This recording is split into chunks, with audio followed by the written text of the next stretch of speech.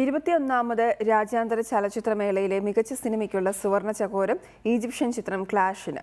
നവാഗത സംവിധായികയ്ക്കുള്ള രജത ചകോരം ഉൾപ്പെടെ 2 പുരസ്കാരങ്ങൾ മലയാളിയായ വിധു വിൻസെന്റിന് ലഭിച്ചു. അതേസമയം മികച്ച മലയാള ചിത്രത്തിനുള്ള നെറ്റ്പാക് പുരസ്കാരം രാജീവ് രവിയുടെ കമ്മട്ടിപ്പാടത്തിനാണ്. മികച്ച ഓൺലൈൻ റിപ്പോർട്ടിങ്ങിനുള്ള പ്രത്യേക ജൂറി പരാമർശം റിപ്പോർട്ടർ ലൈവ് സ്വന്തമാക്കി.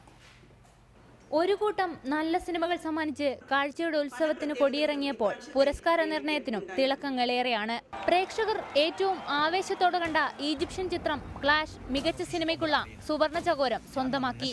മാത്രമല്ല, മേളയിൽ പ്രേക്ഷകർ തെരഞ്ഞെടുത്ത ഏറ്റവും മികച്ച സിനിമയ്ക്കുള്ള പുരസ്കാരവും ക്ലാഷിന് തന്നെ.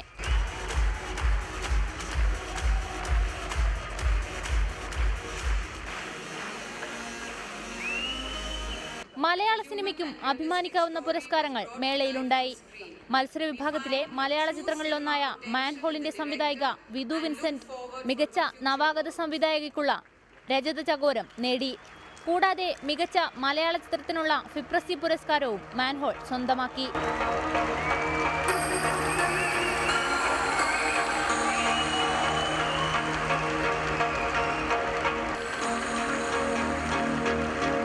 മികച്ച സംവിധായകയ്ക്കുള്ള രജത ചകോരം ടർക്കിഷ് ചിത്രം ക്ലെയർ ഓഫ് സ്ക്വയറിന്റെ സംവിധായക യസീം ഉസ്താഗ്ലുവിന്.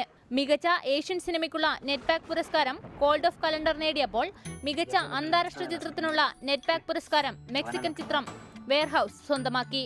മികച്ച മലയാള ചിത്രത്തിനുള്ള നെറ്റ്പാക് പുരസ്കാരം രാജീവ് രവിയുടെ കമ്മട്ടിപ്പാടത്തിന് ലഭിച്ചു.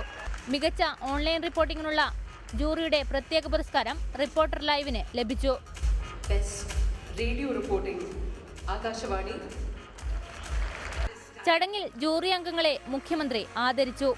അതേസമയം പ്രതിപക്ഷ നേതാവിനെ ചടങ്ങിലേക്ക് ക്ഷണിക്കാത്തതിനെ തുടർന്ന് പ്രതിപക്ഷം സമാപന സമ്മേളനവും ബഹിഷ്കരിച്ചു.